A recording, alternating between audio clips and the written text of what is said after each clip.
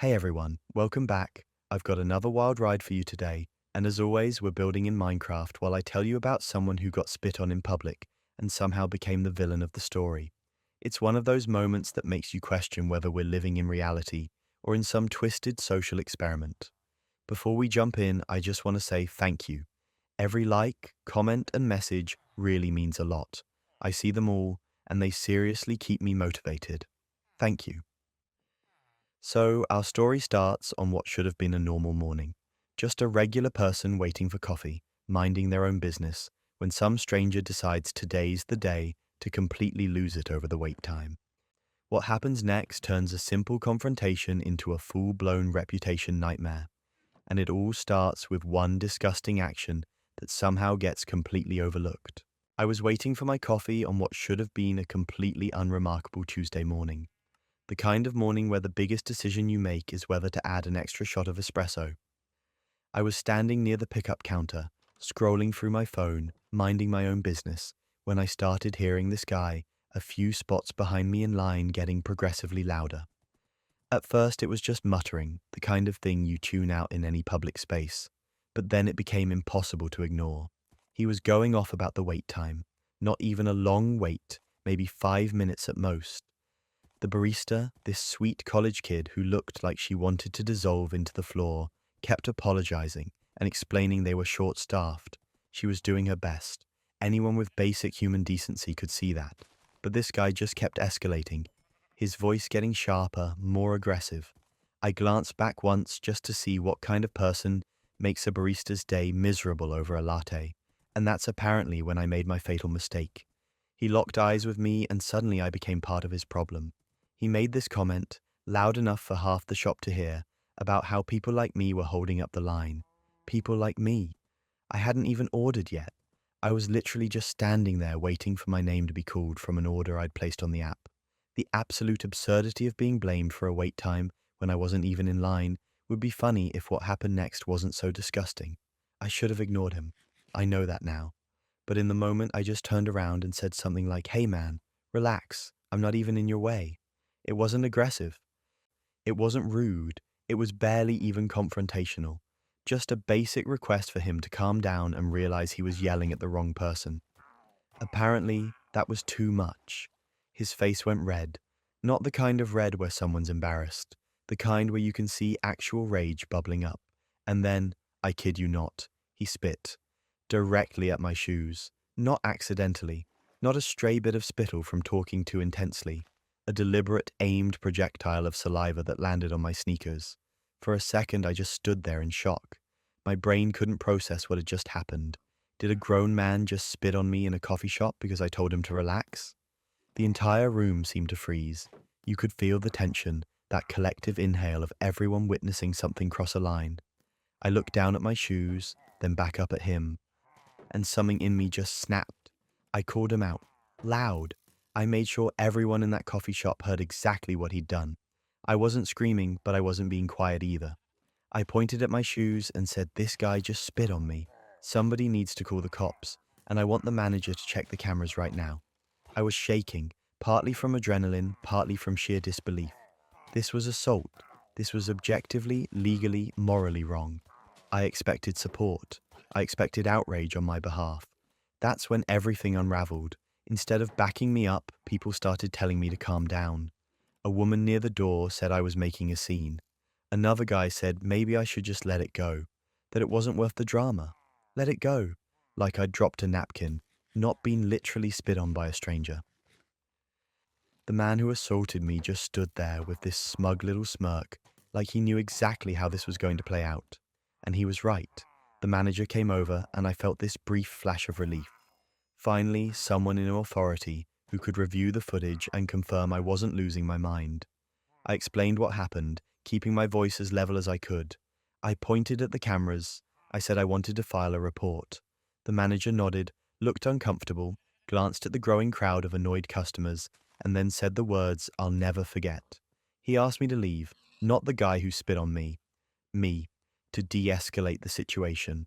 I actually laughed, not because it was funny, but because the sheer injustice of it was so overwhelming that my brain short-circuited. I told him no. I said I wasn't leaving until the police arrived because I'd been assaulted and I had every right to stay. The manager looked like he wanted to argue, but I pulled out my phone and started recording. I made it clear I wasn't going anywhere. The police showed up maybe 15 minutes later. 15 minutes of standing there while other customers gave me dirty looks, while the guy who spit on me ordered his coffee like nothing happened, while the manager hovered nearby looking stressed. When the officers arrived, I explained everything. They were professional, took statements, and yes, they reviewed the camera footage. And you know what? The footage showed exactly what I said. Clear as day. Him spitting, me reacting, irrefutable evidence. You'd think that would be the end of it. Justice served, case closed.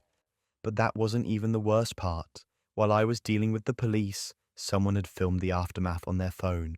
Not the part where I got spit on, not the initial confrontation.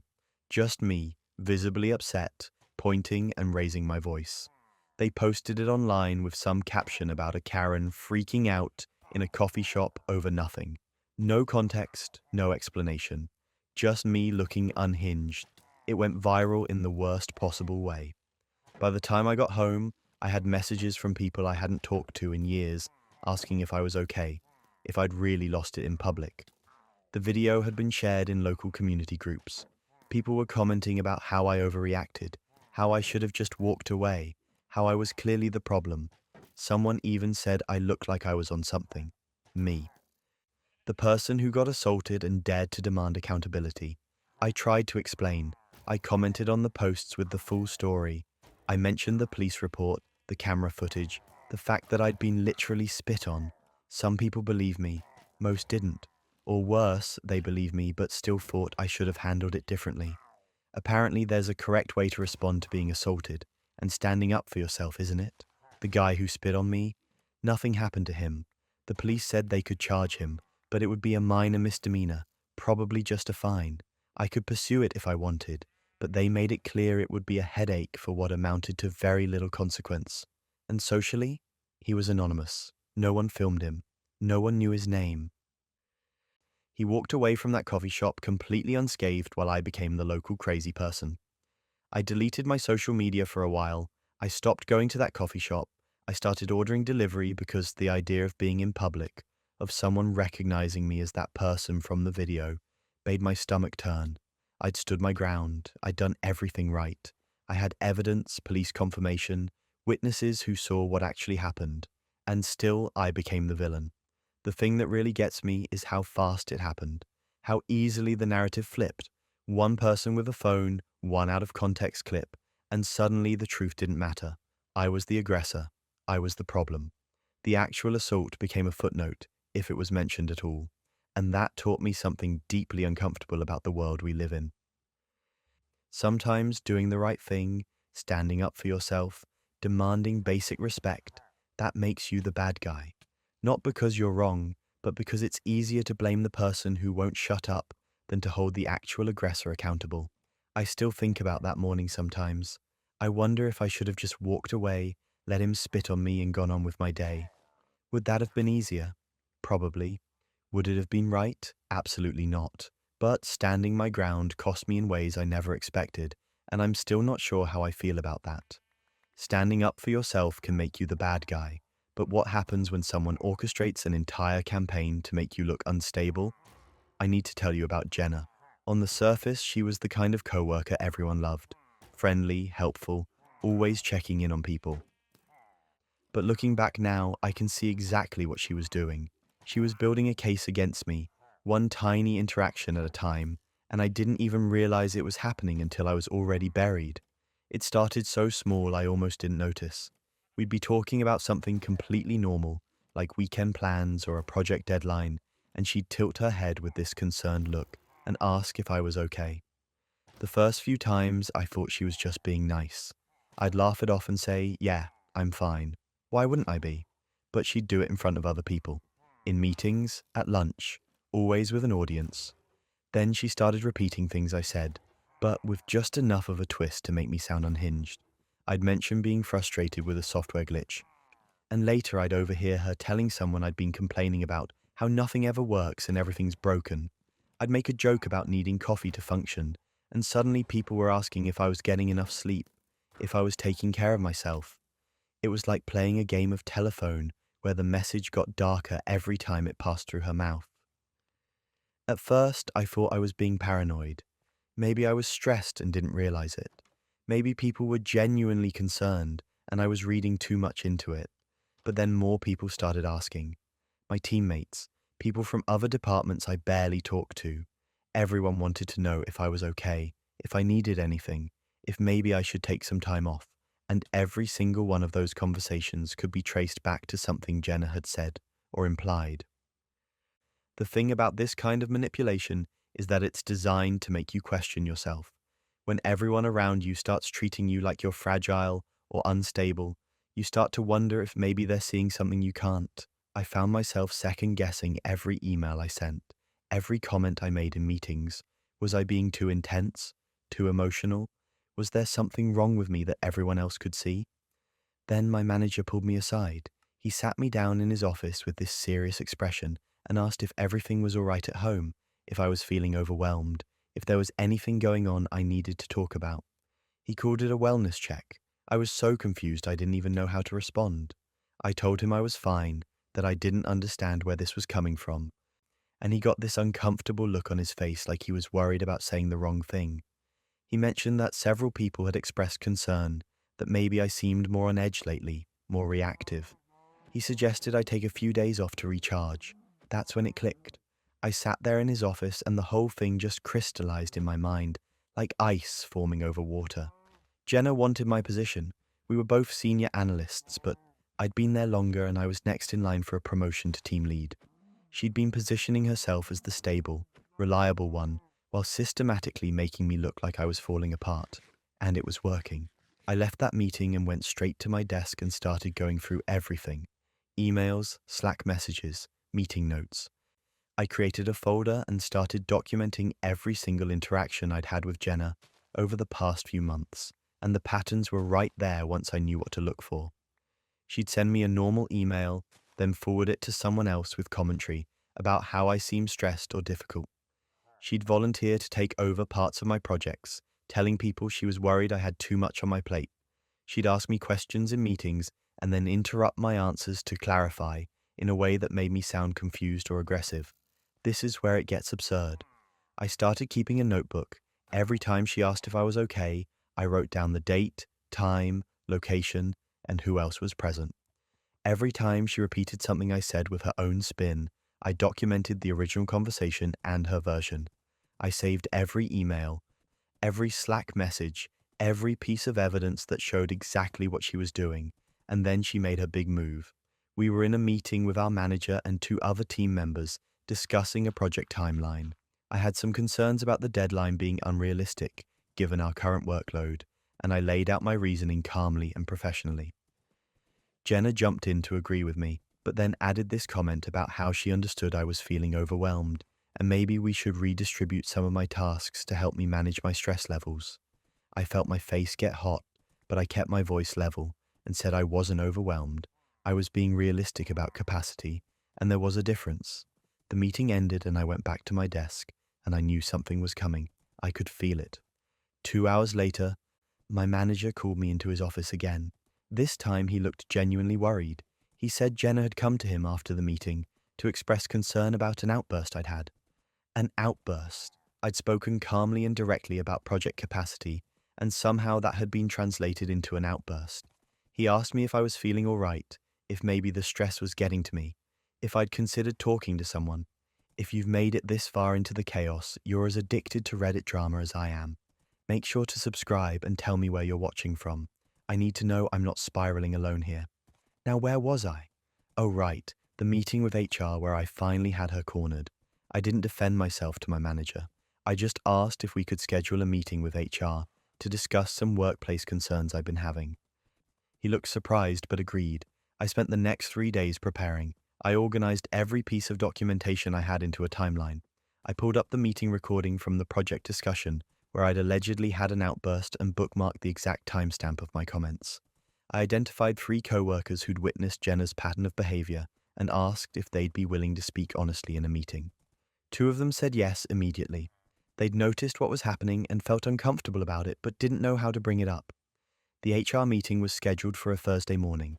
It was me, my manager, an HR representative, and Jenna. I brought a folder with printed documentation and a laptop with time-stamped digital records. The HR rep asked me to explain my concerns, and I laid it out methodically. I showed the pattern of Jenna asking if I was okay in front of others.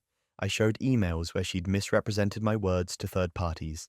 I showed Slack messages where she'd volunteered to take over my work while telling people I was struggling. And then I played the meeting recording where I'd supposedly had an outburst. My voice was calm and professional. There was no outburst. There was just me doing my job.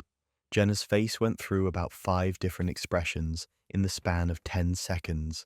She tried to defend herself, saying she was just trying to be supportive, that she was worried about me, that maybe I was misinterpreting her intentions. But I had receipts for everything. I had her own contradictory statements in writing. I had witnesses who confirmed the pattern. The HR rep took notes the entire time and didn't say much, but I could see the gears turning.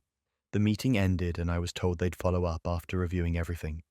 I went back to my desk and Jenna wouldn't look at me. 2 weeks later, she was transferred to a different department.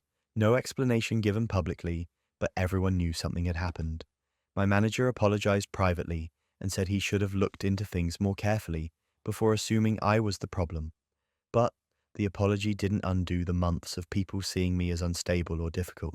It didn't undo the reputation hit. Here's what nobody tells you about this kind of thing.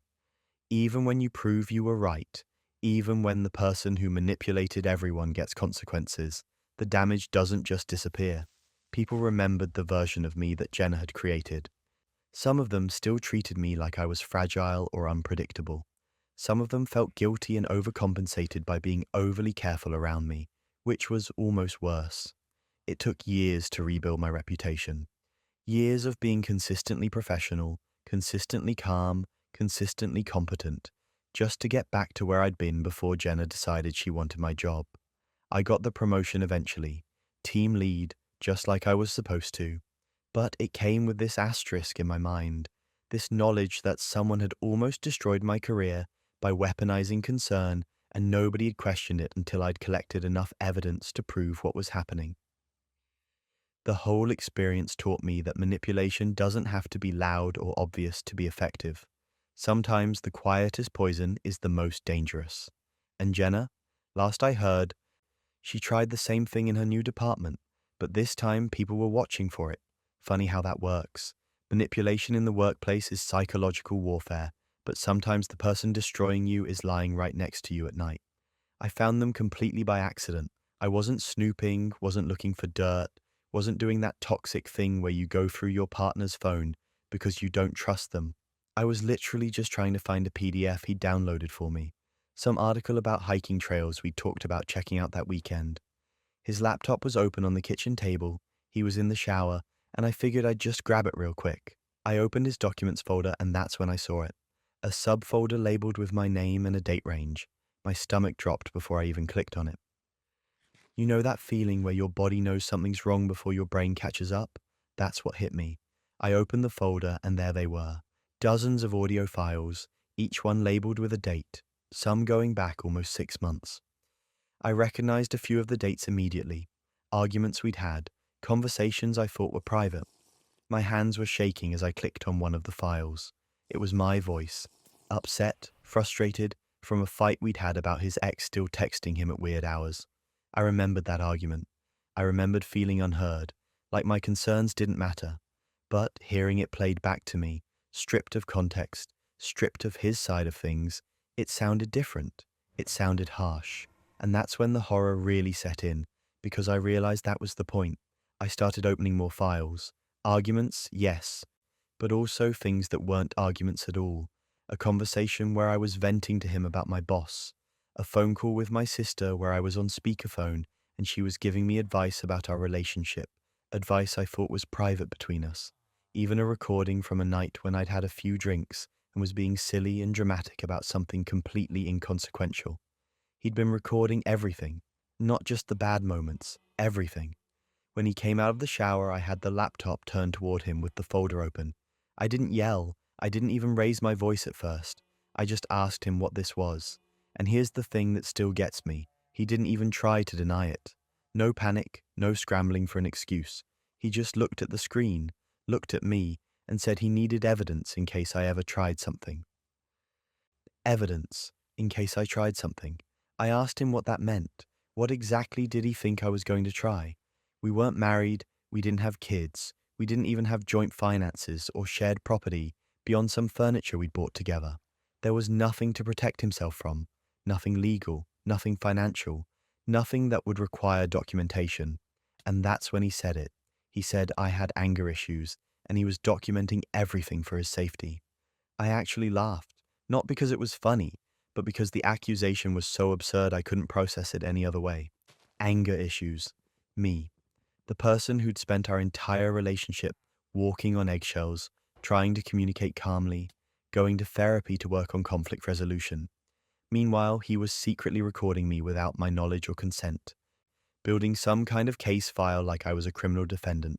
I told him to delete everything, right then, in front of me, and to pack his things and leave. That's when his whole demeanor changed. The calm, collected explanation disappeared. He got defensive, then aggressive. He said if I kicked him out, if I made this difficult, he'd send the recordings to people, my family, my employer. He said he could edit them to make me look however he wanted. Make me sound abusive, unhinged, dangerous. He had hours of material. He could ruin me. And here's where it gets absurd. The threat was so over the top, so cartoonishly villainous, that for a moment I just stared at him like I was seeing a stranger. This person I'd been with for over a year, who I'd trusted, who I'd shared my life with, was threatening to blackmail me with illegally obtained recordings because I dared to be upset that he'd been surveilling me. The cognitive dissonance was overwhelming. I didn't argue with him. I didn't try to reason or negotiate. I just told him to get out and that he'd be hearing from my lawyer. He tried to backtrack then, said he was just trying to make a point, that he wouldn't actually do anything with the recordings. But the threat had been made. The mask had slipped. I saw exactly who he was. I called a lawyer that same day, a friend of a friend who specialized in privacy law.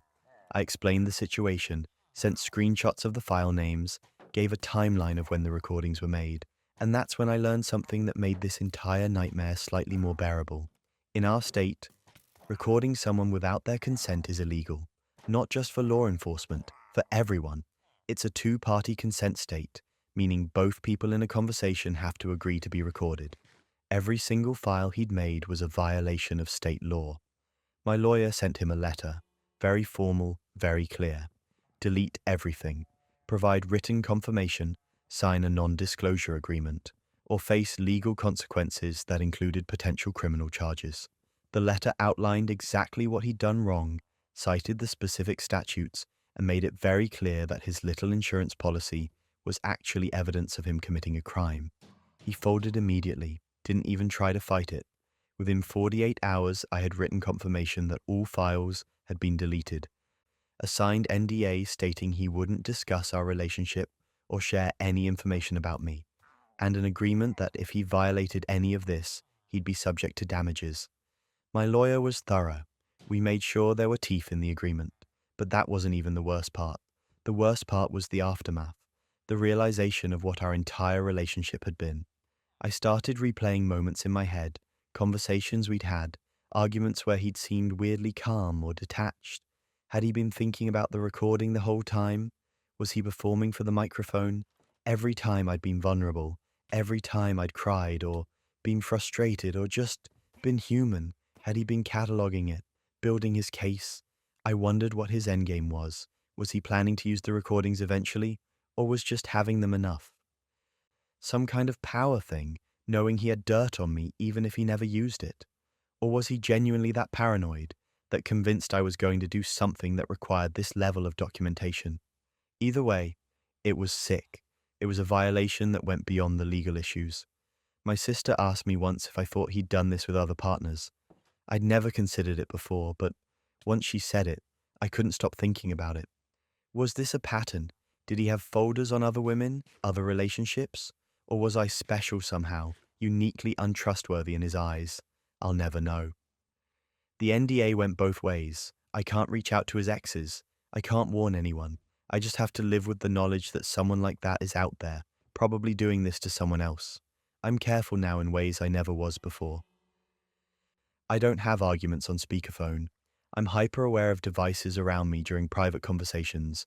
I check for recording apps on partners' phones, not because I don't trust them, but because I can't afford to be that vulnerable again. It's exhausting. It's a level of paranoia I hate having, but it's the reality of what he did to me. The really messed up part is that he probably still thinks he was justified, that he was just protecting himself from some imagined future where I became the villain. He created this narrative in his head where I was dangerous, where he needed insurance, and then he acted on it without ever once considering that maybe, just maybe, the person secretly recording their partner was the actual problem. I still wonder sometimes what he planned to do with those files. If the relationship had ended differently on better terms, would he have just deleted them, or would they have lived on his hard drive forever, a little trophy collection of my worst moments? I'll never know. And honestly, I'm not sure I want to. Secret recordings can end a relationship, but what about when your own family fakes a crisis just to drain your bank account? My brother hasn't paid me back a single dollar in 4 years. Not from the first loan, not from the second one. Not even a "hey man, I know I owe you, I'll get it to you soon." Just silence and the occasional family gathering where we pretend it never happened. So when he called asking for $15,000 to save his business, I already knew how this conversation was going to end. He went into this whole pitch about cash flow problems and delayed payments from clients and how he just needed a bridge loan to get through the next few months. He made it sound so reasonable, so temporary, like this was just a minor bump in the road and I'd be helping him preserve everything he'd built. And maybe if this was the first time, or even the second time, I would have considered it. But I've seen this movie before. I know how it ends. I told him no. I kept it simple and direct. I said I had my own expenses to manage, that I couldn't afford to lend that kind of money right now, and that I was sorry, but I just couldn't help him this time. I didn't bring up the previous loans he'd never repaid. I didn't make it personal. I just said no. He lost it. Like, completely lost it. Started yelling about how I was his brother, how family is supposed to help family, how he'd do the same for me in a heartbeat, which was funny considering he'd never once offered to pay me back for the money he already owed me. I stayed calm. I repeated that I couldn't do it and that I hoped he figured something out. Then I ended the call because I wasn't going to sit there and be screamed at for having boundaries. 2 hours later, my phone started blowing up. My mum called first. She was disappointed in me. She said family helps family and that I was being selfish, that my brother was in trouble and I had the means to help and I was choosing not to. I tried to explain that I'd helped him before and never been repaid, that $15,000 wasn't a small amount, that I had my own financial obligations. She cut me off and said I'd changed, that I used to be so generous and now I was cold. Cold for not handing over 15 grand to someone who already owed me money. Then my dad called. Same script, different voice. He was more stern about it, told me I was abandoning family in their time of need, that I'd regret this when I needed help someday. I pointed out that my brother had never paid me back for the previous loans, and my dad actually said that was irrelevant, that this was about doing the right thing now. Irrelevant. Thousands of dollars I'd never see again was irrelevant. My sister didn't call. She just started posting on Facebook. Nothing direct, just these vague statuses about fake people who forget where they came from, about how success changes some people and not in a good way, about how blood should mean something. I knew exactly who she was talking about. Everyone in our family knew, and the comments section turned into this pile-on of relatives I barely talked to agreeing with her, talking about the importance of family loyalty, about how sad it is when people get too big for their roots. Then I got uninvited from Sunday dinner. My mum called and said it might be better if I didn't come this week, that my brother would be there and things were tense and she didn't want any conflict. I'd been going to Sunday dinner for literally my entire life, and suddenly I was the problem, the source of conflict, because I wouldn't hand over $15,000. It was surreal. But that wasn't even the worst part. I was venting to a friend about the whole situation, and she asked what the business emergency actually was. I realized I had no idea.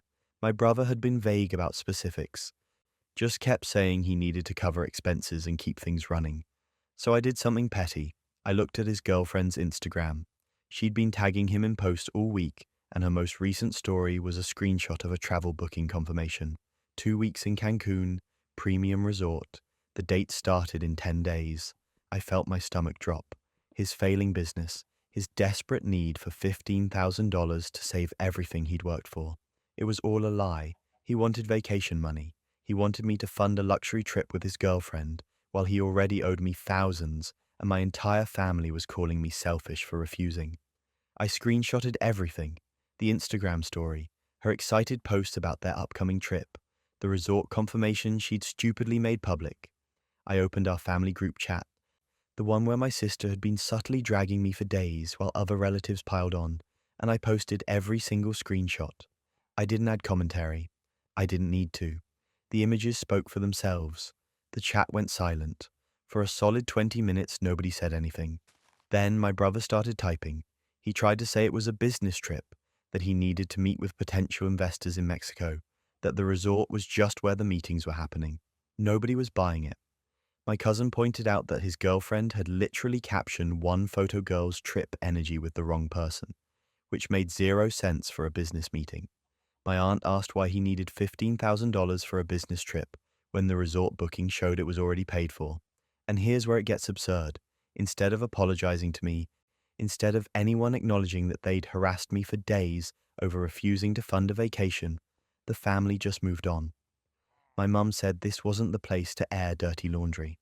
My dad said we all needed to calm down and discuss this in person. My sister deleted her Facebook posts and pretended she'd never made them. My brother stopped responding in the chat entirely. Nobody apologized. Not one person said, "Hey, we were wrong to pressure you," or "sorry for calling you selfish when you were actually being reasonable." They just shifted into damage control mode and acted like the whole thing had never happened. And somehow, I was still the bad guy. Because I'd caused drama by exposing the lie. Because I'd made everyone uncomfortable by posting proof in the group chat instead of quietly accepting being labeled as the selfish, cold family member who forgot where he came from. I started getting private messages telling me I'd embarrassed my brother, that I should have handled it privately, that I'd created division in the family.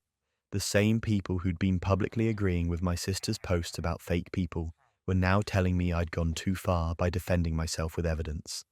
The mental gymnastics were honestly impressive. My brother eventually sent me a private message saying I'd humiliated him and that he'd never forgive me. No mention of the money he owed me. No acknowledgement that he'd lied to the entire family to pressure me into funding his vacation. Just anger that I'd exposed him. I didn't respond. What was there to say? Sunday dinners resumed, but they're different now. There's this tension that sits over everything like fog. People are polite but careful. Nobody brings up the loan or the vacation or any of it. My brother and I don't speak. We exist in the same room and pretend the other person isn't there. My parents act like everything's fine, and why can't we all just move past this and be a family again? My sister still posts vague things on Facebook, but she's more careful about it now. And I'm still the one who caused drama, not the brother who lied and tried to manipulate me out of 15 grand, not the family members who harassed me for having boundaries. Me. For saying no and then proving I was right to say no. That's what I'm labeled as now, the one who chose money over family, the one who can't let things go. The thing that really gets me is that I'd probably have helped him if he'd been honest. If he'd called and said, "Hey, I want to take a nice trip, but I'm short on cash. Could you help me out?" I might have considered a smaller amount. Maybe. Probably not given the history, but at least it would have been honest. Instead, he lied, weaponized our entire family against me, and when he got caught, I somehow ended up being the villain for exposing it. I don't go to every Sunday dinner anymore. I skip some, make excuses. I'm still invited, but the obligation feels different now, and I'm okay with that. Because I learned something valuable through all this. Family loyalty shouldn't be a one-way street where I'm expected to light myself on fire to keep everyone else warm. Saying no doesn't make me selfish. It makes me sane. Family can guilt you for protecting yourself, but at least they're not literally trying to steal your home out from under you. He messaged me out of nowhere on a Wednesday afternoon. We hadn't talked in months, not since the breakup, which had been surprisingly civil given how most relationships end. No drama, no cheating, just two people who realized they wanted different things. So when his name popped up on my phone, I didn't immediately assume disaster. That was my first mistake. He said his lease had fallen through. Something about the landlord selling the property and everyone getting 30-day notices. But he'd been traveling for work and missed the window to find a new place. He needed 2 weeks, maybe 3 at most, just until he could secure something. He had job interviews lined up, apartment viewings scheduled, a whole plan. And because we'd ended things on decent terms, because I still thought of him as someone I'd cared about even if we weren't right for each other, I said yes. I set ground rules, temporary, guest room only, actively looking for a place, not just coasting. He agreed to everything, seemed genuinely grateful, showed up with 2 suitcases and a backpack. For the first few days, it was fine. Weird, but fine. He kept to himself, helped with dishes, made an effort to be a good house guest. I actually felt good about helping him out. Look at us, being mature adults who could navigate post-relationship dynamics with grace. 2 weeks came and went. When I brought it up, he said he'd seen a few places but nothing had worked out yet, that the rental market was brutal right now, that he just needed a little more time. I extended it to a month. Surely a month would be enough. That's when things started shifting. Small things at first. He brought over his gaming setup, said it was easier than leaving it in storage. Then his mail started coming to my address. Then he started leaving his stuff in the living room instead of keeping it contained to the guest room. His shoes by the front door, his jacket on my couch, his coffee mug in the sink every morning. It was like watching someone slowly expand to fill whatever space you gave them. He stopped talking about apartment viewings. When I asked, he'd give vague answers about how he was still looking but hadn't found the right fit. He started inviting friends over without asking, referring to my apartment as our place when he talked to them. I'd come home from work and there'd be people I didn't know playing video games in my living room, and he'd greet me like I was the one intruding. The month deadline came. I sat him down and told him clearly, calmly, that he needed to be out by the end of the week. I'd been more than accommodating, but this was my home, and the arrangement had gone on long enough. And that's when he laughed. Not a nervous laugh, not an embarrassed laugh, a confident, almost smug laugh that made my blood run cold. He said I couldn't legally kick him out. He'd been living there for over a month, had mail coming to the address, had established residency. If I wanted him gone, I'd have to formally evict him, and that would take months. He said it so casually, like he was explaining basic math, like this had been his plan all along. I genuinely thought this couldn't get worse. I was wrong. I called a lawyer the next morning, a real estate attorney who specialized in landlord-tenant disputes. And the worst part was, my ex wasn't entirely wrong. He had established residency, the mail, the length of stay, even the fact that I'd let him stay beyond the initial 2 weeks created a legal grey area. I couldn't just change the locks and put his stuff on the curb. I had to go through the formal eviction process, which in my state meant filing paperwork, waiting for a court date, giving him official notice, the whole 9 yards. My lawyer estimated it would take 6 to 8 weeks minimum. 6 to 8 weeks of him living in my apartment, rent-free, while I paid for legal counsel to remove him from my own home. The irony was suffocating. I'd done him a favor and now I was being held hostage by my own kindness. He knew exactly what he was doing. He'd stopped just short of anything that would speed up the eviction. He paid for his own food so I couldn't claim he owed me money. He didn't damage anything, didn't violate any terms I could point to. He just existed in my space, smugly camping out in my guest room while I counted down the days until I could legally make him leave. Living with him during that period was psychological torture. He wasn't actively hostile, which almost made it worse. He'd make small talk like we were roommates. He'd ask how my day was. He'd offer to pick up groceries, all while knowing I wanted him gone, all while knowing he was exploiting a legal loophole to freeload off my generosity. The audacity was genuinely impressive in the most infuriating way possible. I stopped being polite. I stopped engaging beyond basic, necessary communication. I documented everything, took photos, kept a log of his comings and goings in case I needed it for court. My lawyer filed the paperwork and we waited. Then came the breaking point. The court date finally arrived. I had all my documentation ready, proof of the initial agreement, evidence that he'd overstayed, records showing he'd established residency with no intention of leaving. The judge reviewed everything and ruled in my favor. He had 2 weeks to vacate, and if he didn't, the sheriff's department would enforce the eviction. Those 2 weeks were the longest of my life. He dragged his feet on packing, left boxes half full all over the apartment, acted like he had all the time in the world. On the final day, when he still hadn't left, I called the sheriff's office. An officer showed up, very professional, very clear. He needed to leave now or be removed. That finally did it, but he couldn't leave without one last act of spite. While I was at work on his final day, he trashed the guest room, not violently, but methodically. Stains on the carpet that looked intentional, scratches on the walls, the closet door hanging off its hinges, and my TV, the nice one from my living room, was gone, just completely missing. I filed a police report, but they said it was a civil matter since we'd been living together. My lawyer said I could sue for damages, but it would cost more in legal fees than the TV was worth, and there was no guarantee I'd ever see the money. So I let it go. I had to. Pursuing it further would mean staying connected to him, staying angry, and I just wanted him out of my life completely. I learned something important from that whole nightmare. Kindness without boundaries isn't actually kindness. It's just self-destruction with better PR. When you let people take advantage of your generosity, when you ignore red flags because you want to believe the best in someone, you're not being nice.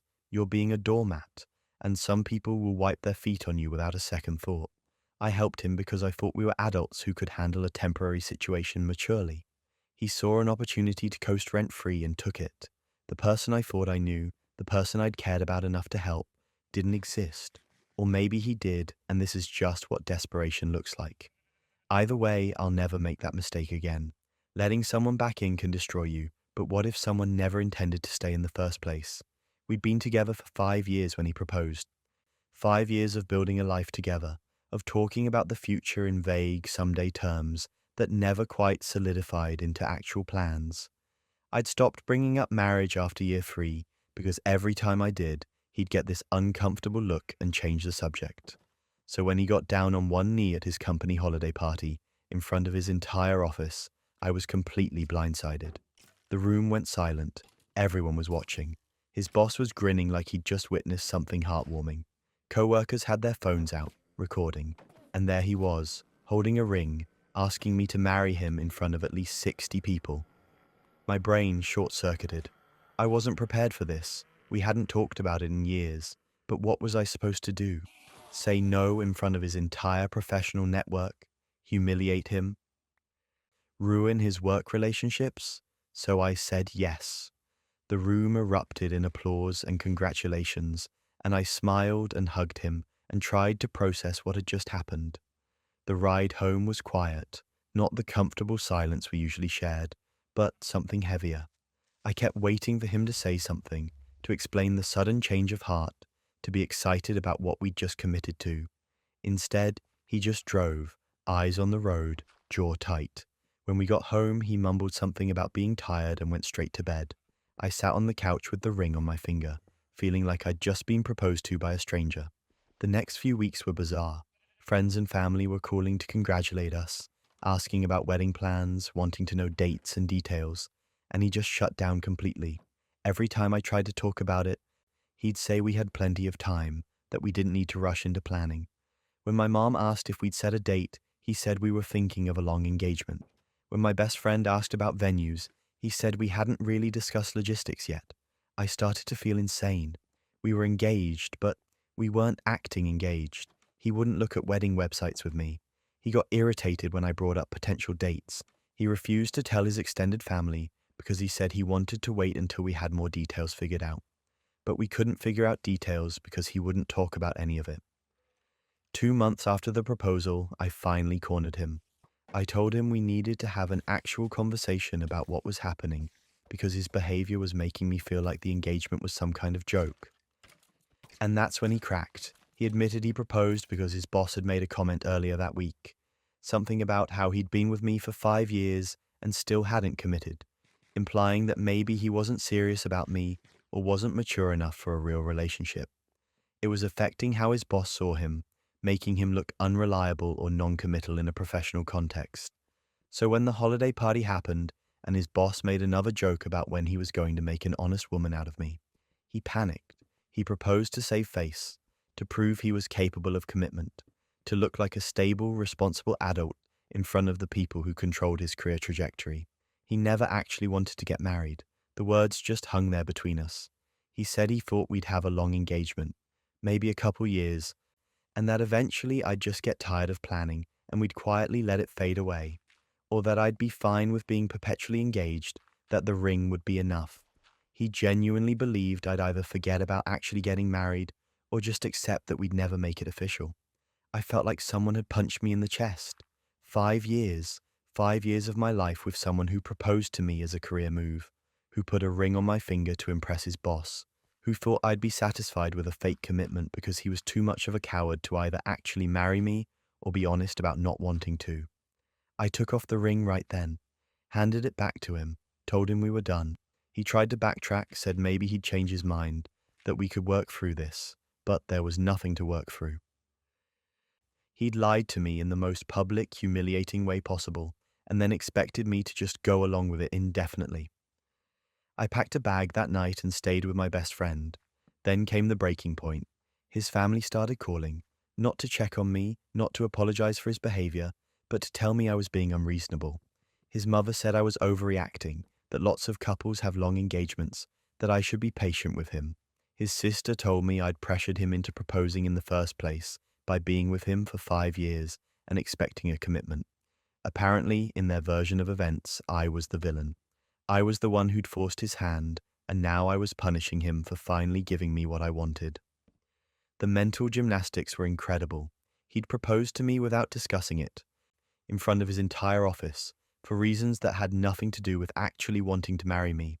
But somehow I was the one who'd pressured him. I was the one being impatient. I was the problem. I stopped answering their calls, cut contact with his whole family, gave the ring back through a mutual friend because I didn't trust myself to see him in person without completely losing it. I moved out of the apartment we'd shared, split our stuff as cleanly as possible, and tried to move on with my life. My friends were amazing.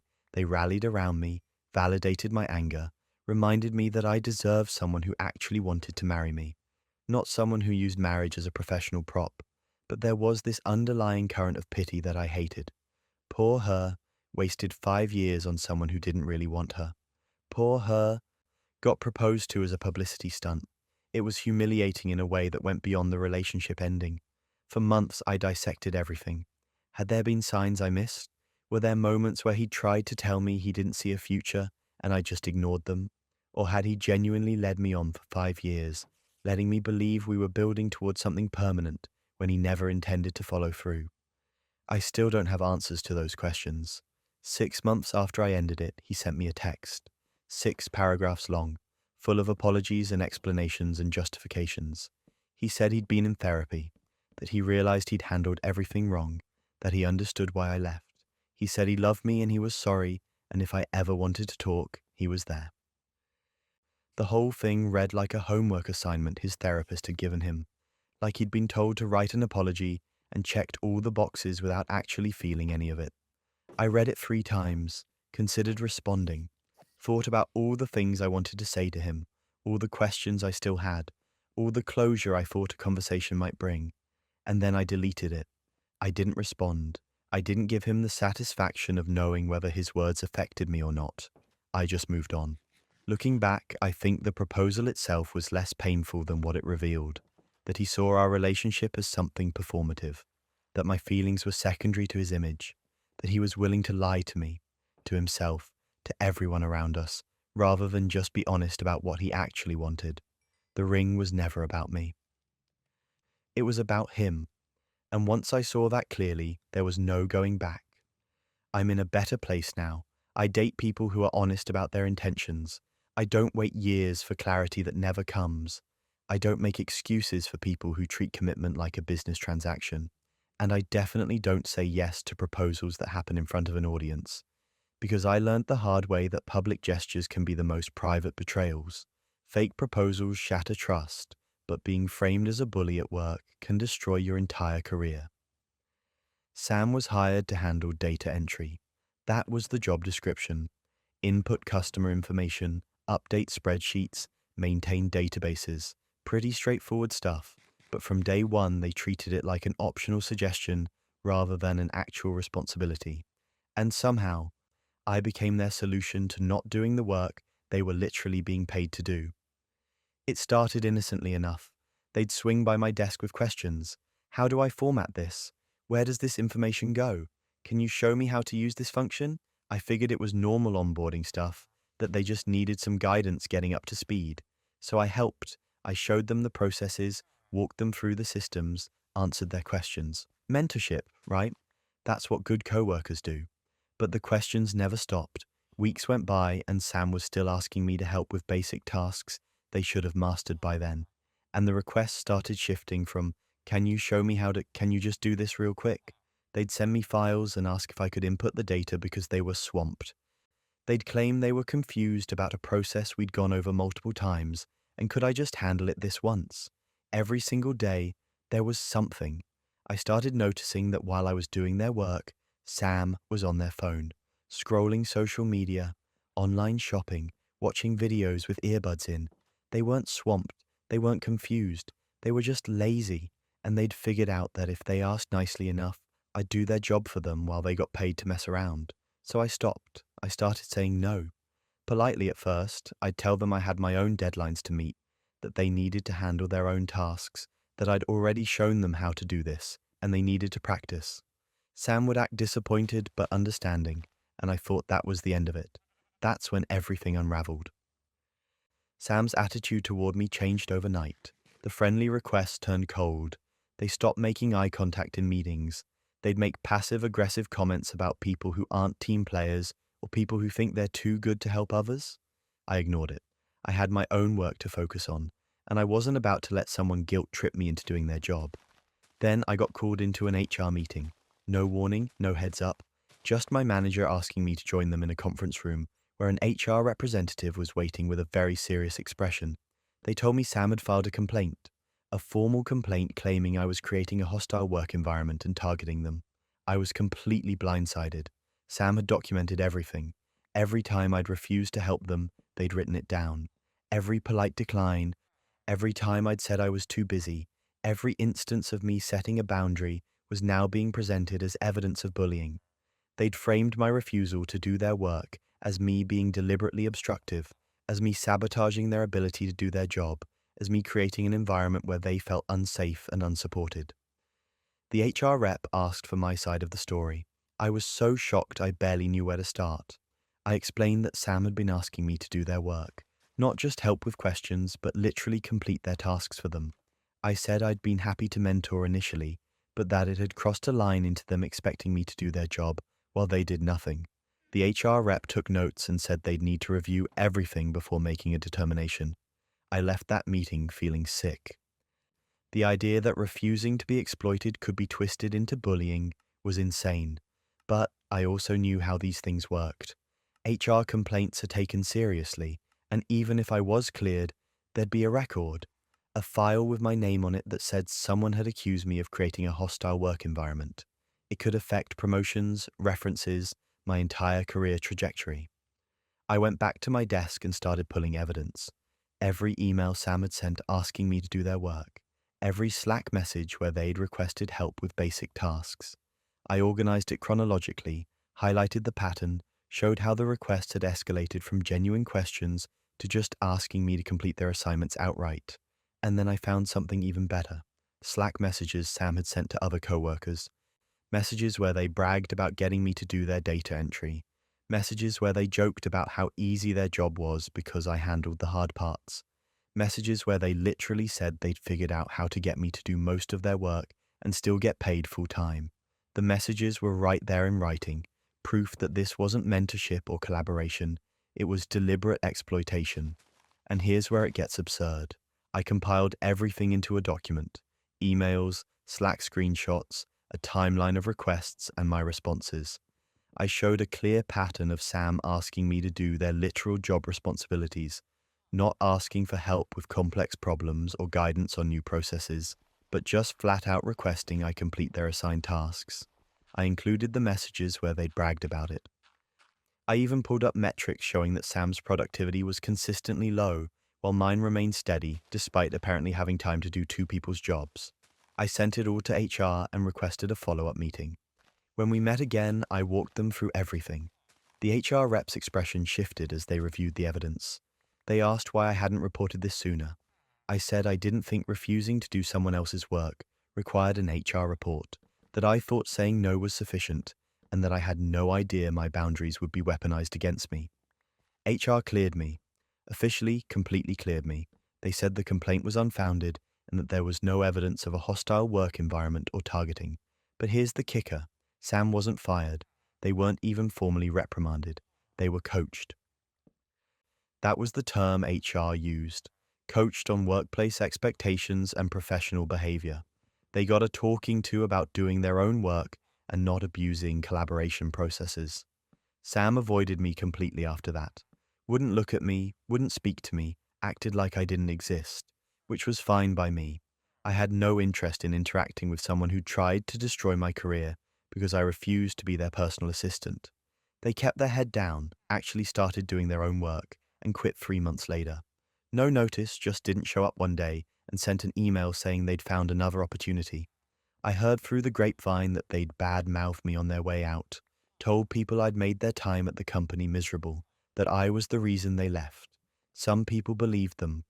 Some people still think I was harsh or unsupportive, and that's the part that still gets me. I did nothing wrong. I set reasonable boundaries and refused to be exploited. And somehow, I'm still the bad guy in some people's version of events. The whole experience taught me something dark about workplace dynamics. People will absolutely weaponize HR processes if they think it'll benefit them. Setting boundaries can be framed as hostility. Refusing to enable someone's incompetence can be spun as targeting. And even when you're cleared, even when you have proof you did nothing wrong, there's still a stain. There's still that knowledge that someone tried to ruin you professionally and almost succeeded. I'm more careful now. I document everything. Every interaction that feels even slightly off, I save it. Every request that crosses a line, I keep a record, because I learned that protecting yourself isn't paranoia. It's survival, and the people who'll exploit your kindness are often the same ones who'll destroy you when you finally say no. Workplace retaliation is brutal, but what happens when someone literally steals your creative work and profits from it? I've been working on my novel for 2 years. 2 years of late nights, rewrites, character development, plotting twists that would make readers gasp. It was everything to me. This story I'd built from nothing. These characters I'd poured my heart into. And Rachel was there for all of it.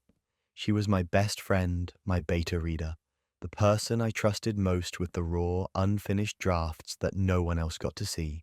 She knew every plot twist before I polished it, every character arc, every emotional beat, every piece of dialogue I'd agonized over. She'd read multiple drafts, given feedback, cheered me on when I felt like giving up. She was the one person who understood the story as deeply as I did because I'd shared every step of the creative process with her. Then she published a debut novel. I found out through social media like everyone else.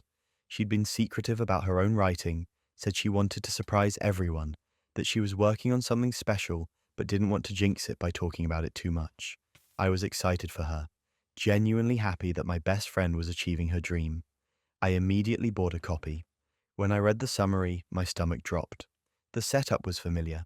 Too familiar.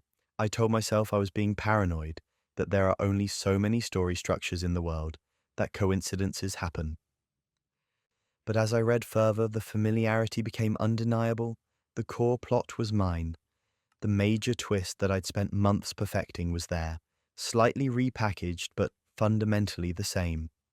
Character dynamics I'd created were present with different names and superficial changes. Even specific lines of dialogue, phrases I'd crafted and refined, appeared almost verbatim. I read the entire book in one sitting, feeling sicker with every page. She'd taken my story, not inspired by it, not influenced by it, but actually lifted the fundamental elements and published them as her own work. She'd changed enough surface details that it wasn't a direct copy, but anyone who'd read my drafts would recognize it immediately. I confronted her the next day, called her, voice shaking, and asked if we could talk. When I brought it up, when I said her book felt incredibly similar to the manuscript I'd shared with her, she laughed. Actually laughed. She said I was being paranoid, that writers draw from similar archetypes and tropes all the time, that it was just coincidence. I pressed harder. I brought up specific plot points, the twist that was identical in function if not in exact execution, dialogue that was too close to be accidental. That's when her tone changed. She got defensive, said ideas aren't copyrighted, that you can't own a concept or a story structure. She told me I was being ridiculous and honestly kind of insulting by suggesting she'd stolen anything. Then she flipped it entirely. She said I was jealous, that I'd been working on my book for years and had nothing to show for it, while she'd actually finished and published hers. She said it was sad that I couldn't be happy for her success, that instead I was trying to tear her down with baseless accusations. She made me sound petty and bitter, like I was inventing a conspiracy because I couldn't handle her achievement. What happened next? Nobody saw it coming. She went to our friend group, told them I'd accused her of plagiarism, that I was being hostile and jealous, that she was hurt by my reaction to her success. She framed the whole thing as me being unable to cope with her accomplishing what I hadn't. And people believed her. Why wouldn't they? She was the published author with a debut novel getting positive reviews. I was the friend who'd been talking about finishing my book for 2 years, with nothing to show for it. Friends started treating me differently. Some were openly cold, like I'd committed some unforgivable offense by not celebrating Rachel's success. Others were awkwardly sympathetic in a way that made it clear they thought I was having some kind of breakdown. One friend actually pulled me aside to gently suggest that maybe I was projecting my own frustrations onto Rachel, that it was natural to feel envious, but I needed to work through it in a healthier way. I felt like I was losing my mind. The gaslighting was so complete, so effective, that I started questioning my own memory. Had the similarities been as strong as I thought? Was I actually just being paranoid? But then I'd go back and compare my drafts to her published book and see it clearly. The theft was real. I wasn't imagining it. I consulted a lawyer.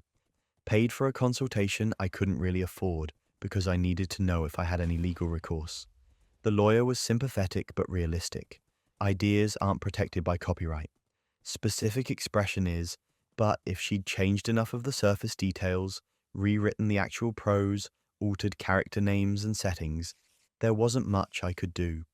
To prove plagiarism, I'd need to show substantial similarity in the actual text, not just the underlying concepts, and she'd been too smart for that. The lawyer asked if I had any evidence of her having access to my work, any proof she'd read my manuscripts. I had emails where we'd discussed the story, messages where she'd given feedback, but nothing that explicitly showed her copying. It would be a difficult, expensive case with no guarantee of success. The lawyer advised me to move on. I cut Rachel off completely, blocked her on everything, stopped going to events where she'd be present, removed her from my life entirely. Some friends thought I was overreacting. Some quietly stayed neutral. A few took my side but didn't want to get involved publicly, because they didn't want to lose Rachel's friendship too. For months I carried this rage and helplessness. I couldn't prove what had happened. I couldn't make anyone believe me. And meanwhile, Rachel's book was doing well. Getting reviews, building a readership, launching her career as an author. My career. Built on my story. Then months later, a mutual friend reached out. Someone who'd stayed neutral during the whole thing. They said they needed to tell me something, but I had to promise not to reveal where I heard it. Rachel had confessed to them. Not in those exact words, but she'd admitted to borrowing inspiration from my manuscript. She justified it by saying I was never going to finish anyway, that I'd been talking about this book for years, that the ideas would just go to waste if someone didn't use them. She'd sworn this friend to secrecy, made them promise not to tell me, but this friend couldn't live with it anymore. They felt guilty for staying silent, guilty for letting me suffer through the gaslighting and accusations of jealousy when they knew the truth. They told me everything, how Rachel had justified it to herself, how she'd rationalized stealing my work, how she'd deliberately crafted the narrative that I was just a jealous, failed writer. The validation felt hollow. I knew the truth now, had confirmation from someone else, but it didn't change anything practical. I still had no legal recourse. I still couldn't prove anything publicly. Rachel's career was still built on my stolen work, and there was nothing I could do about it. I'll never get credit for that story.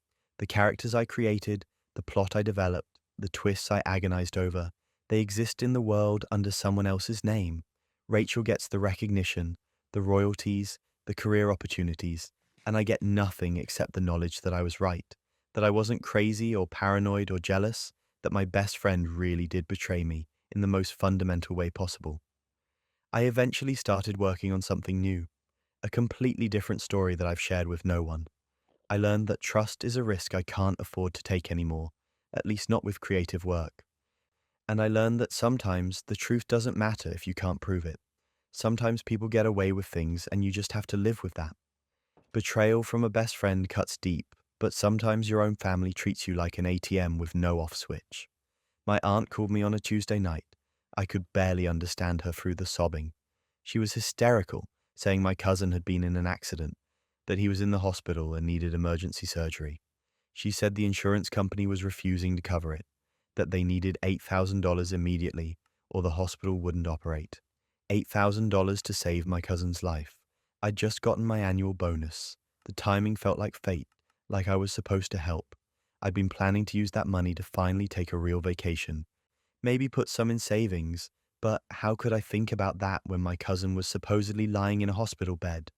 My aunt kept crying, saying she didn't know what else to do, that I was the only person she could turn to. So I sent the money. Wire transfer, same day. $8,000 gone in minutes. She thanked me between sobs, said I was saving his life, that she'd pay me back as soon as possible. I told her not to worry about it, that family comes first, that we'd figure out repayment later. I asked which hospital he was at so I could visit. She said he was still in the ICU and they weren't allowing visitors yet, but she'd let me know when that changed. I spent the next few days worried sick, texting her for updates, asking how he was doing. She'd send short responses: he's stable, he's recovering, the surgery went well. Nothing detailed, just enough to keep me from asking too many questions. I wanted to send flowers or a care package, but she said he wasn't up for receiving anything yet, just needed rest and time to heal. It all seemed reasonable at the time. 4 days after I sent the money, I was scrolling Instagram during my lunch break. My cousin's story popped up. He was at a resort, a luxury resort in Mexico, with a pristine infinity pool and ocean views. He was holding a tropical drink, sunglasses on, huge smile on his face. The timestamp showed it was posted that morning. I stared at my phone trying to make sense of what I was seeing. No hospital, no surgery, no recovery. Just a vacation that cost exactly what I'd just sent my aunt for his supposed emergency. I felt my face get hot. My hands were shaking as I scrolled through more of his stories. Him at the resort restaurant, him on the beach, him in the hotel room showing off the view. Multiple posts over the past 3 days. The entire time his mother had been telling me he was recovering from emergency surgery. The lies were so blatant, so easily discoverable, that I almost couldn't believe they'd been stupid enough to post about it. I called my aunt immediately. She picked up on the fourth ring with a cheery hello that made my blood boil. I asked her how my cousin was doing. She said he was doing much better, still resting but out of danger. I asked which hospital. She stammered, said she couldn't remember the name off the top of her head. I asked her why my cousin, who was supposedly recovering from emergency surgery, was currently posting Instagram stories from a Mexican resort. Silence. Complete silence for at least 10 seconds. Then she started making excuses. She said, okay, fine, there was no surgery, but they really did need the money. They were behind on bills, facing eviction, desperate for help. She said she knew I wouldn't give them money for bills because I'd refused to help them before. So they came up with the hospital story. She said it like it was a reasonable solution to a problem, like lying about a medical emergency to steal $8,000 from a family member was just creative problem solving. I told her I wanted the money back, all of it, immediately. She started crying again, but this time it felt calculated, performative. She said I was being heartless, that they really had needed help, that family is supposed to help family without conditions. I pointed out that family is also supposed to not lie and steal from each other, but apparently we had different definitions of family loyalty. But that wasn't even the worst part. I told other relatives what happened. I thought surely someone would back me up, would agree that what my aunt did was completely unacceptable. Instead, they defended her. My uncle said I should have just given the money as a gift without expecting it back. My grandmother said I was making a big deal out of nothing, that my aunt and cousin were struggling, and I should be more understanding. My other aunt said that if I had money to spare, I should be happy to help family members in need, and that demanding repayment was selfish. The mental gymnastics were incredible. They'd faked a medical emergency, lied to my face repeatedly, stolen thousands of dollars, and used it for a luxury vacation. But somehow I was the problem for being upset about it. I was the selfish one for expecting honesty and accountability, the villain of the family for having the audacity to think that maybe people shouldn't lie about dying relatives to fund their resort trips. I demanded the money back in writing, sent my aunt an email outlining what happened, giving her 30 days to repay. She never responded. I followed up multiple times. Nothing. I talked to my cousin directly, and he had the nerve to say it wasn't his fault, that his mum had handled everything, and he didn't know she'd lied to me. He literally posted vacation photos while I thought he was in the ICU and claimed he had no idea his mother was lying about where the money came from. Things went from bad to unhinged when my aunt started telling people I'd promised the money as a gift and was now trying to take it back.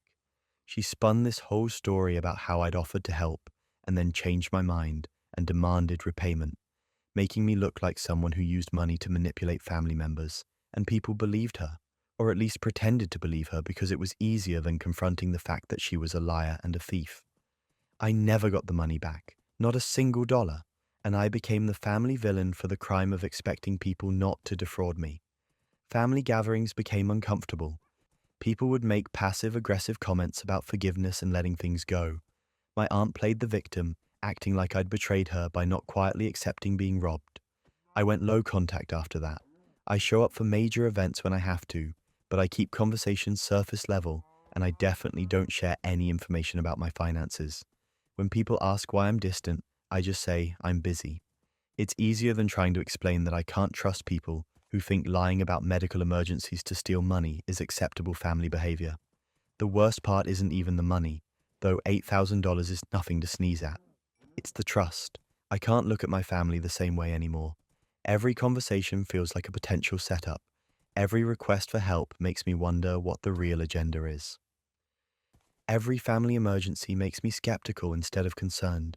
They broke something fundamental and then acted like I was wrong for not pretending everything was fine. My aunt sent me a Facebook message last Christmas saying she hoped we could move past this and be family again. Like the problem was my inability to move on, not her lying and stealing. I didn't respond. There's nothing to move past. She showed me exactly who she is, and I believe her. Trust, once broken like that, doesn't heal. You can forgive if you want to, but you never forget. And I'm not interested in giving people who've proven they'll lie to my face and steal from me another opportunity to do it again. Low contact isn't punishment, it's self-preservation. Family lies can drain you dry. But what about a boss who literally steals your raise and buys himself a luxury car? I'd been promised a $10,000 raise after my annual review. My manager sat across from me in his office, went through my performance metrics, told me I'd exceeded expectations in every category, and said the raise was well deserved. He shook my hand, congratulated me, said HR was processing the paperwork and it would show up in my next paycheck. I left that meeting feeling validated, like all the late nights and weekend work had actually meant something. My next paycheck came. Same amount as always. I figured it was a timing thing, that maybe the raise would kick in the following pay period. But that one came and went too. Same amount. I started to feel uneasy but didn't want to seem pushy or ungrateful. I gave it another month. Still nothing. I finally went back to my manager and asked about it. He didn't seem concerned at all. He said, "Oh yeah, there must have been a delay with HR. Let me check on that for you." A week later, he told me the paperwork had gotten lost in processing and he'd resubmit everything. He said these things happen, that the bureaucracy can be slow, that I shouldn't worry because it was definitely approved. I just need to be patient. Another 2 months went by. Nothing changed. I was doing the work of someone making $10,000 more than me, but seeing none of that money. Every time I brought it up, my manager had a new excuse. HR was backed up. There was a hiring freeze affecting all salary adjustments. The fiscal year changeover had delayed everything. He always sounded sympathetic, always promised to follow up, and nothing ever happened. Then he showed up to work in a brand new Tesla, fully loaded, custom color, the works. I saw him in the parking lot, showing it off to other managers, talking about the features, clearly proud of his new toy, and something clicked in my brain. The math wasn't adding up.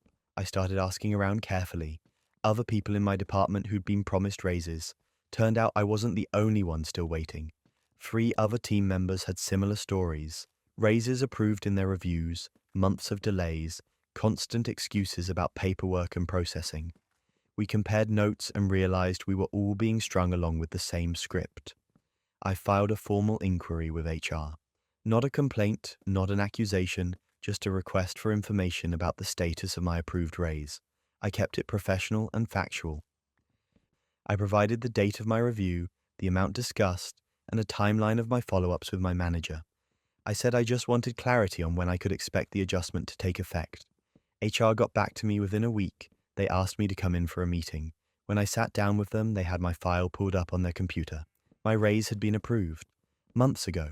It should have been processed immediately following my review, but it had never made it into payroll. Someone had blocked it. That's when everything unraveled. HR started asking me questions about my manager's handling of the situation. What had he told me? How many times had I followed up? Had anyone else mentioned similar issues? I answered honestly and mentioned that other team members were experiencing the same delays. The HR representative's expression got very serious. They thanked me for bringing this to their attention and said they'd be conducting a review of departmental finances. Turns out my manager had discretionary control over budget allocation for our department. He could approve expenses, authorize spending, and distribute funds within certain parameters. And he'd been using that control to redirect money that was supposed to go to employee raises into something called managerial retention bonuses. Bonuses he was awarding to himself. My $10,000 raise? Never actually lost. He'd just quietly moved that money into his own pocket. Same with the other employees who'd been promised raises. He'd approve them in our reviews to keep us motivated and working hard, then bury the paperwork and pocket the difference. He'd been doing this for over a year, systematically stealing from his own team's compensation to pad his own income. The investigation moved fast once HR started digging. They pulled financial records, compared approved raises to actual payroll changes, tracked where the money had gone. The pattern was undeniable. My manager had diverted tens of thousands of dollars in employee compensation into personal bonuses. That Tesla he'd been so proud of, bought with money that should have gone to the people actually doing the work. He was fired within 2 weeks, not quietly either. He was escorted out by security. His access revoked immediately. No farewell email or transition period. Just gone. HR called me in again and told me I'd be receiving my raise retroactively, with interest, going back to the date it was originally approved. The back pay hit my account a week later. It was substantial. Months of missing salary all at once. But here's where it gets absurd. The company wanted to keep the whole thing quiet. They settled with everyone affected, paid out the back raises, fired the manager, and then just moved on like nothing had happened. No company-wide communication, no transparency about what had occurred, no assurance that they'd implemented new checks to prevent this from happening again. They just wanted it buried. I stayed for 6 months after that, long enough to secure the back pay, long enough to find a better opportunity, long enough to realize I didn't want to work for a company that would let something like this happen in the first place. When I left, I posted the full story on Glassdoor. No names, but enough detail that anyone who worked there would know exactly what had gone down. Other employees started coming forward in the comments. Turns out this wasn't an isolated thing. Other departments had experienced similar issues with managers who had too much discretionary control and not enough oversight. People shared stories of promised bonuses that never materialized, approved expenses that got denied after the fact, budgets that seemed to disappear into thin air. The pattern was bigger than just my manager. It was systemic. My former manager never worked in management again. I know because I checked his LinkedIn periodically, out of morbid curiosity. He bounced around in individual contributor roles for a while, then seemed to drop off the professional grid entirely. I don't know if companies were checking references and finding out what he'd done, or if word just spread in our industry, but his career never recovered. I learned something important from that whole nightmare. Trust but verify. When someone promises you something professionally, get it in writing and follow up. Don't assume bureaucracy is the reason for delays. Don't give people the benefit of the doubt when your compensation is on the line. And if something feels wrong, if the excuses keep piling up and the timeline keeps stretching, start asking questions officially. The people who exploit their authority do it because they can. because employees are afraid to push back, afraid to seem difficult, afraid to question their managers, and companies let it happen because addressing it publicly would be messy and complicated. But staying silent just enables the next person who thinks they can steal from the people they're supposed to be leading. I got my money eventually. I got justice in the sense that he faced consequences, but I also wasted months doing work I wasn't being fairly compensated for. Months of stress and self-doubt, wondering if I'd imagined the raise or misunderstood what was promised. That time I'll never get back, and neither will the other people he stole from before I finally spoke up. Managers can steal more than just money. Sometimes they steal your time and call it teamwork. My boss started with suggestions. That's how it always begins, right?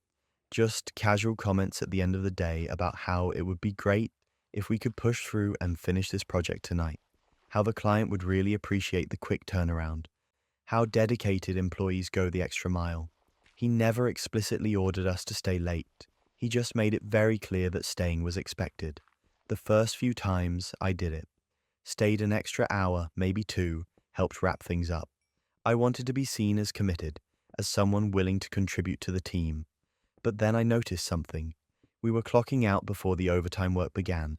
He'd tell us to punch out at 5, then stay to finish whatever needed doing. Unpaid, completely off the clock. When I asked about it, he said salaried employees don't get overtime anyway, that this was just part of being professional. Except I wasn't salaried, I was hourly. My contract explicitly stated my hours and the overtime pay I was entitled to, so I started declining. Politely at first, I'd say I had commitments in the evening, that I needed to stick to my scheduled hours, that I'd be happy to prioritize the work during my regular shift tomorrow. He'd smile tightly and say he understood, but I could see the shift in his expression. The comments started in meetings, little digs about people who leave at 5 p.m. sharp, while others are still working hard. Observations about how some team members are more dedicated than others. He never said my name, but everyone knew who he meant. I was the only one consistently leaving on time. Everyone else had learned to just stay, to do the unpaid work, to accept that this was the culture. My performance reviews changed. Suddenly there were concerns about my teamwork, questions about my commitment to company goals, mentions of how I seemed to prioritize personal time over team success. None of it was explicitly about refusing unpaid overtime, but it didn't need to be. The message was clear: play along or face consequences. I started documenting everything. Every time he suggested we stay late, I noted the date, time, and exact wording. Every meeting where he made passive-aggressive comments, I wrote down what was said and who was present. I pulled up my contract and highlighted the sections about working hours and overtime compensation. I kept a folder, digital and physical, of every piece of evidence that showed what was happening. Then he denied my promotion. I'd been promised a move to senior analyst after a year, and I'd hit every performance metric. Exceeded most of them, actually. But when the promotion cycle came around, I was passed over. He called me into his office to explain. He said the leadership team had concerns about my dedication, that I didn't demonstrate the commitment they looked for in senior positions, that I seemed more focused on clocking hours than contributing value. I asked for specific examples. He got vague, talked about intangibles, about culture fit, about how the role required someone willing to do whatever it takes. I knew exactly what he meant. The role required someone willing to work for free, someone who wouldn't push back on wage theft, dressed up as team spirit. That's when everything unraveled. I filed a complaint with the State Labor Board, detailed everything: the pattern of requesting unpaid work, the retaliation when I refused, the promotion denial that came after I enforced my contract terms. I included all my documentation, dates, times, witnesses, the works. I wasn't sure what would happen, if anything, but I was done being punished for refusing to be exploited. 2 weeks later, I got contacted by the Labor Board investigator. They were taking my complaint seriously and wanted to interview me. During that conversation, they mentioned something that surprised me. I wasn't the only one who'd filed. 3 other employees, people I'd worked alongside for over a year, had submitted similar complaints. We'd all been documenting the same pattern independently, all experiencing the same retaliation, all too afraid to speak up until someone else went first. The investigation moved quickly after that. The company's own time records showed employees clocking out and then emails being sent hours later, proof that work was happening off the clock. My boss's meeting notes included references to employees needing to show more commitment by staying late. He'd actually written down evidence of his own wage theft. The company settled. They paid back wages to everyone who'd been affected, which turned out to be more than just the four of us who'd filed complaints. Once they started actually reviewing time records against email timestamps and building access logs, the scope became clear. They'd been systematically underpaying hourly employees for years. My boss was demoted, moved to a position with no direct reports and no authority over scheduling or performance reviews. It was the corporate equivalent of being sent to timeout. But here's the thing about retaliation. Even when you win, you lose. I was branded a troublemaker, the person who'd caused problems, who'd gotten the company in trouble with the labor board, who'd cost them money in settlements. Never mind that they'd been breaking the law. Never mind that they'd been stealing wages from their employees. I was the problem for pointing it out. Other managers treated me differently, carefully, like I was a liability waiting to happen. I'd get left out of projects, excluded from meetings I should have been in, overlooked for opportunities. Nothing explicit enough to file another complaint about. Just a slow freeze out designed to make me uncomfortable enough to leave on my own. So I started job hunting, updated my resume, reached out to my network, applied to positions at companies with better reputations, and within 2 months I had an offer, 40% more than I'd been making, better benefits, and an actual commitment to work-life balance written into their employee handbook. I gave my 2 weeks' notice. My demoted boss, who I rarely saw anymore, made a point of stopping by my desk on my last day. He said I'd never succeed with my attitude, that the real world doesn't reward people who can't be flexible, that I'd burned bridges I'd regret losing. I just smiled and said I'd take my chances. The difference is night and day. My new company actually respects labor laws. Overtime is tracked and compensated. Managers don't play mind games about commitment and dedication. When someone needs to work late, it's discussed openly, approved in advance, and paid appropriately. It's almost surreal how functional a workplace can be when it's not built on normalized exploitation. Looking back, the scariest part wasn't the wage theft itself. It was how normalized it had become, how everyone just accepted that staying late unpaid was part of the job, that questioning it made you difficult, that enforcing your contract made you uncommitted. The system was designed to make you feel guilty for having boundaries, to make wage theft feel like a personal failing on your part for not being dedicated enough. I think about my former coworkers sometimes, the ones who stayed, who are probably still clocking out and working late, still being told that real team players sacrifice for the company. I hope some of them got out. I hope the settlement and investigation changed the culture. But I'm not optimistic. Places like that don't really change. They just get better at hiding what they're doing. Toxic bosses fear accountability, but being trapped into free labor by manipulative parents is a whole different betrayal. My sister asked if I could watch her kids for a few hours while she ran errands. It was a Saturday afternoon, I didn't have plans, and it seemed like a reasonable request.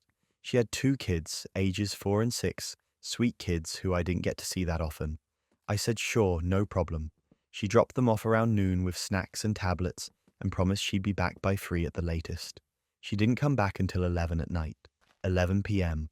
I'd fed the kids dinner with what I had in my fridge, put them in front of movies, tried to keep them entertained and calm while they kept asking where Mommy was. I called her multiple times.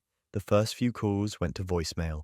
When she finally answered around 7, she said she was almost done. Just one more stop, she'd be there soon. 4 more hours passed. When she finally showed up, she didn't apologize. She looked relaxed, like she'd had a nice day out. She thanked me for watching them and mentioned she'd run into some friends and lost track of time. Lost track of time?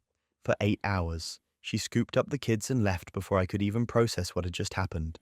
I thought it was a one-time thing, a miscommunication or an emergency that had come up. But 2 weeks later, she called again.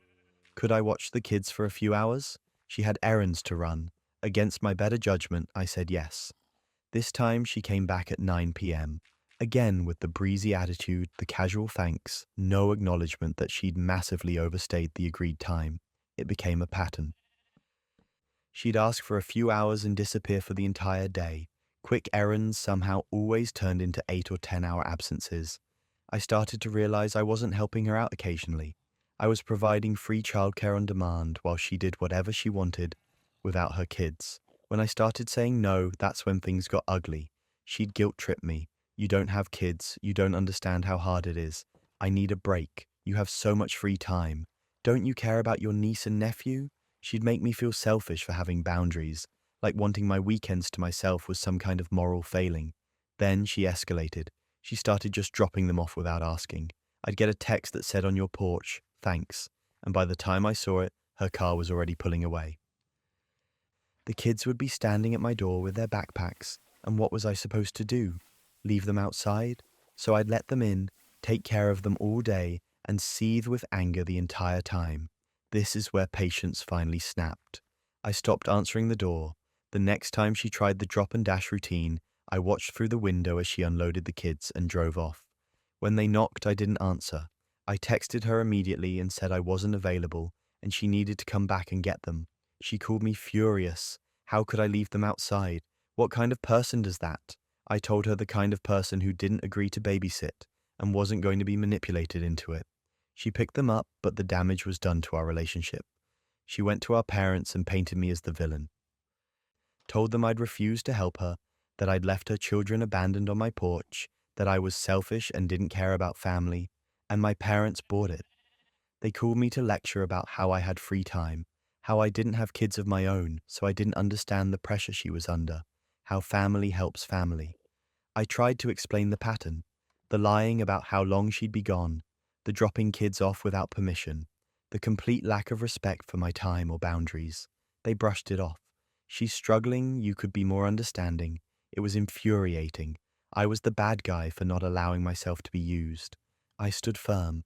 I told my sister directly that I would not be babysitting anymore under any circumstances, that if she needed childcare, she needed to hire a babysitter or arrange it with someone who actually agreed to it.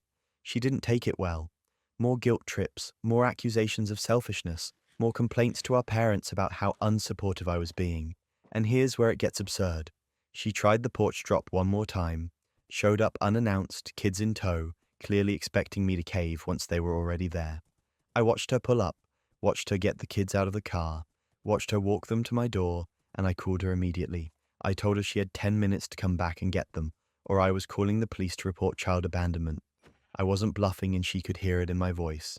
She tried to argue, tried to say I was being dramatic, that I was really going to call the cops on my own sister. I said yes, I absolutely was. Because leaving your children with someone who explicitly told you they weren't available was abandonment. The timer started now. She came back. Furious, but she came back. Loaded the kids into the car while yelling at me about how cruel I was, how I was damaging her children by rejecting them, how I'd regret this. I closed the door and locked it and felt nothing but relief. We don't speak anymore. She's told the entire family her version of events where I'm the monster who threatened to have her arrested for asking for help. Some relatives believe her.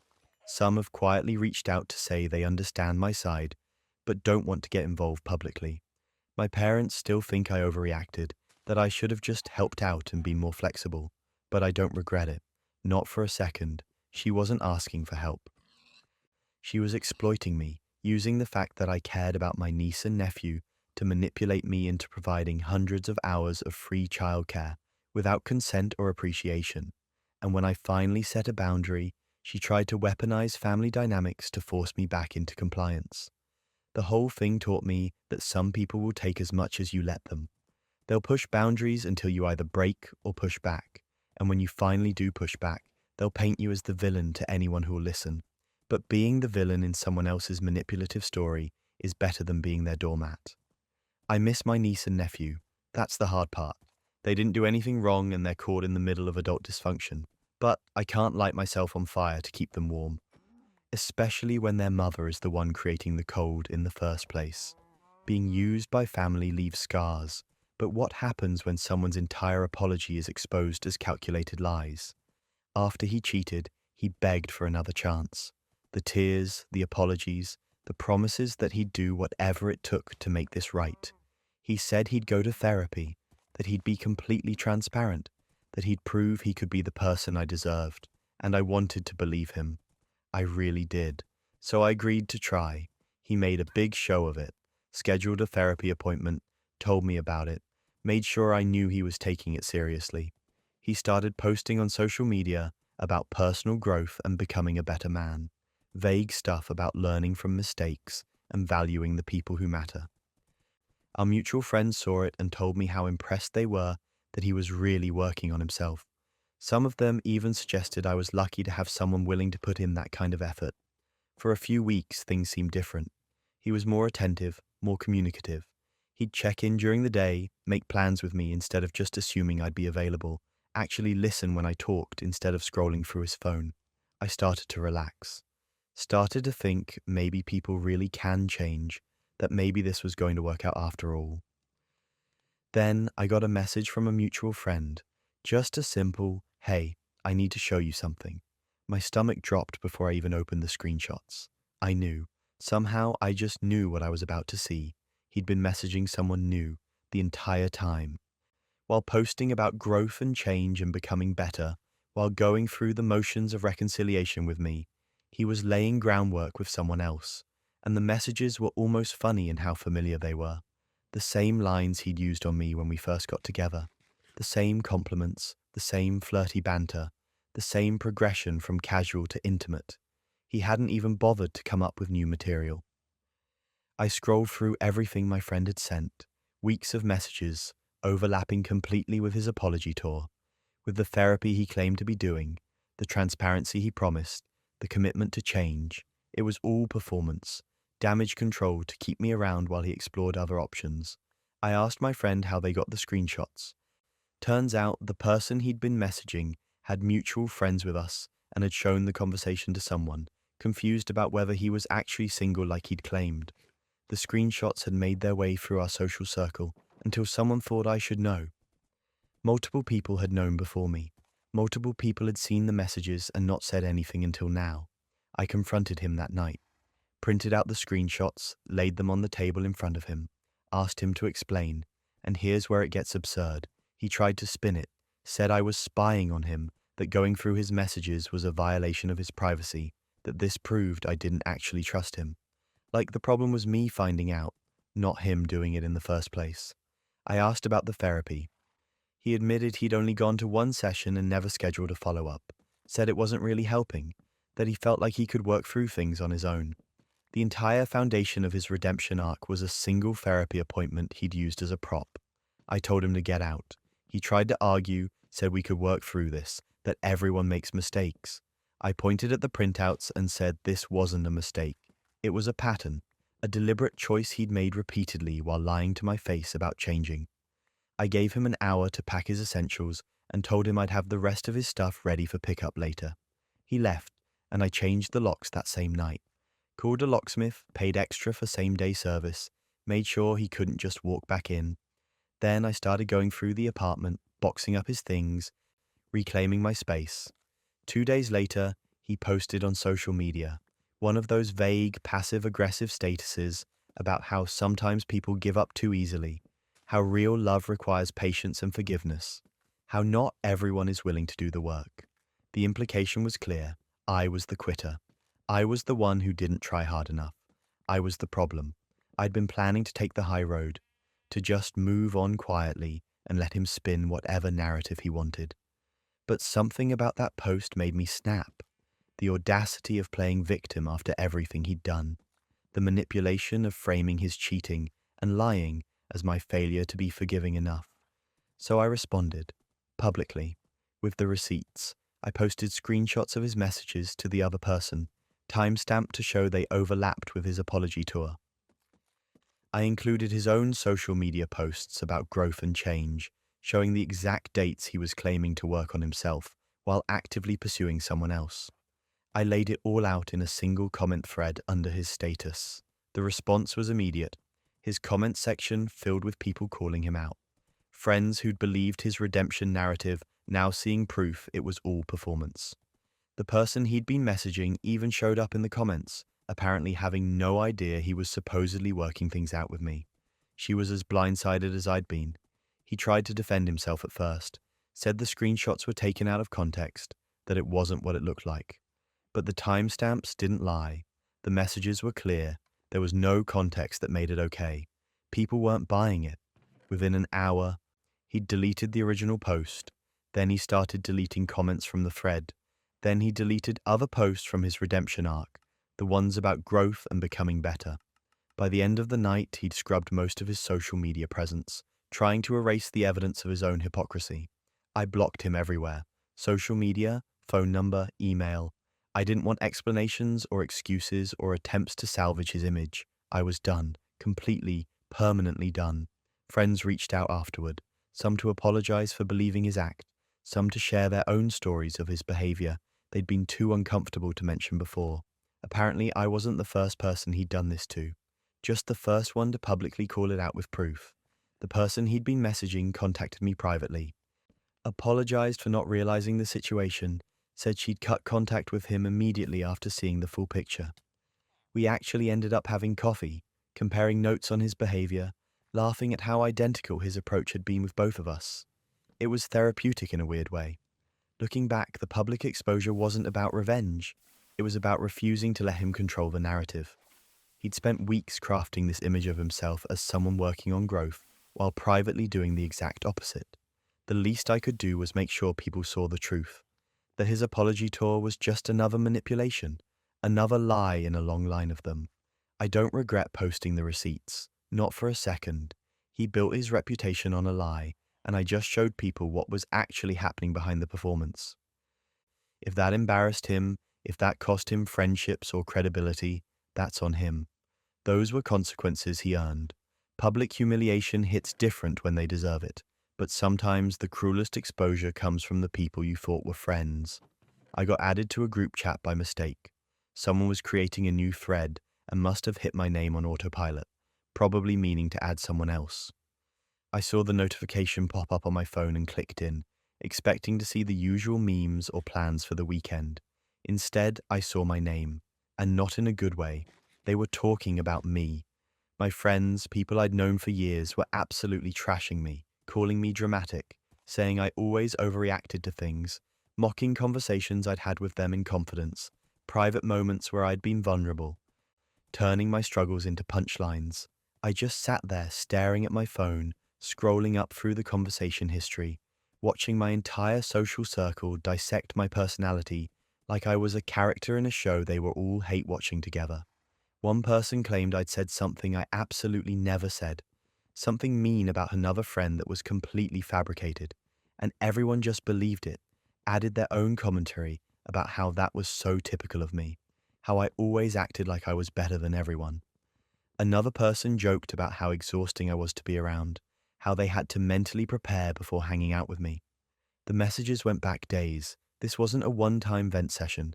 This was an ongoing conversation about how much they all secretly couldn't stand me. Then I saw the plan.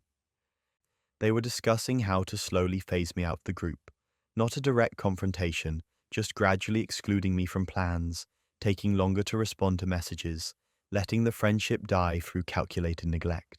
They had a whole strategy, and they all seemed relieved to finally be talking about it openly with each other. I started taking screenshots, every message, every cruel joke, every lie, every piece of the plan to ghost me. My hands were shaking, but I made sure I captured everything. I needed proof, not because I was planning to confront them, but because I knew part of me would try to convince myself later that it wasn't as bad as it seemed, that I'd misunderstood or overreacted. I needed evidence that this was real. That's when everything unraveled. Someone noticed. I watched the 3 dots appear as someone started typing, then stopped, then started again. Then a message popped up. Oh my God, she's in the chat. The panic was immediate. Messages started flooding in so fast I could barely read them. Backtracking, damage control, desperate explanations.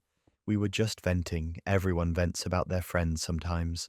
You're taking this out of context. We didn't mean any of it. It sounds worse in writing than it was meant. You know we love you. I didn't respond. I just scrolled back through my screenshots, making sure I had everything. Then I posted them to the chat. All of them.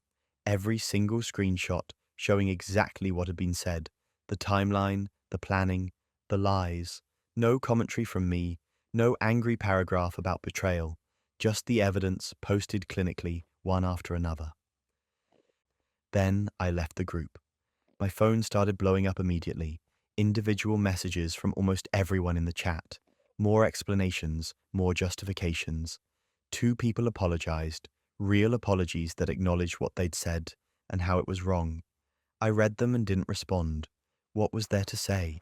The apology didn't undo the fact that they'd participated in systematically destroying me behind my back while smiling to my face. The rest never acknowledged it. They either sent defensive messages about how I was being dramatic again, proving their point, or they just went silent, blocked me and moved on like I was the problem for being upset about discovering my friends hated me.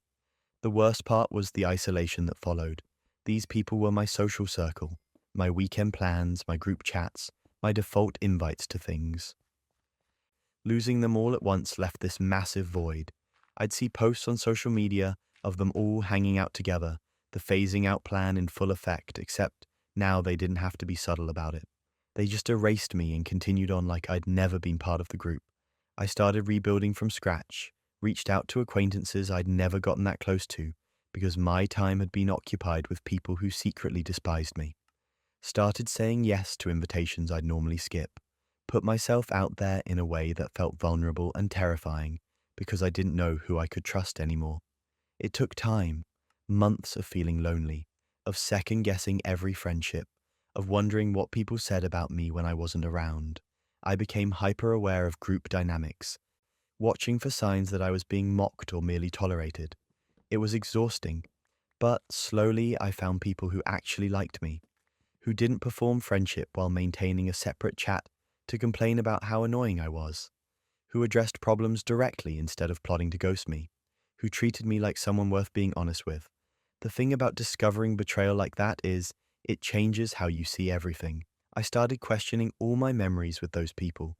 Were they ever really my friends, or was I always the punchline? How long had they been lying to my face? What other conversations happened that I never saw? It's like finding out your entire social history was fiction. Looking back, there were probably signs I missed or ignored, little moments of exclusion I rationalized away. Inside jokes I wasn't part of, times when the energy shifted when I entered a room. But I'd trusted these people, so I gave them the benefit of the doubt. I assumed the best, and they exploited that. I don't regret posting the screenshots. Some people said I should have just quietly left, that exposing them was petty or vindictive. But they'd spent weeks tearing me apart behind my back. They'd lied about things I'd said. They'd strategized about how to hurt me in the most cowardly way possible. Posting evidence of their own words wasn't revenge. It was just making sure everyone knew the truth before they could rewrite the narrative. The two who apologized have tried to reconnect a few times. Part of me appreciates that they owned what they did, but I can't forget that they participated. They sat in that chat and agreed with the cruelty, added their own observations, laughed at the jokes at my expense.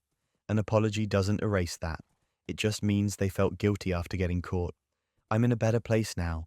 Better friends, clearer boundaries, less tolerance for people who make me feel like I'm too much. Finding out who people really are is a gift, even when it's brutal, even when it shatters your sense of belonging and makes you rebuild your entire social world. Because now I know, and I'd rather be alone than surrounded by people who are counting down the days until they can be rid of me.